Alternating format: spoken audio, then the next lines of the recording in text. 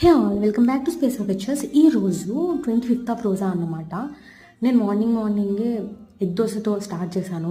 చాలామంది ప్రిఫర్ చేయరు ఫాస్టింగ్లో, ఎందుకంటే ఎక్కువ దాహం వేస్తుందని. బట్ నాకు 20 డేస్ నుంచి క్రేవింగ్స్ అవుతున్నాయి. ఎలాగో పెరుగన్నంతో ఎండ్ చేస్తాను కదా అని చెప్పేసి తినేసాను. నేను పెరుగన్నంలో కూడా పల్లీల చట్నీ కలిపేసుకొని తిన్నాను. చాలా బాగుంటుంది, ట్రై చేయండి. అండ్ యాజ్ యూజువల్గా కాఫీతో ఎండ్ చేశాను అన్నమాట.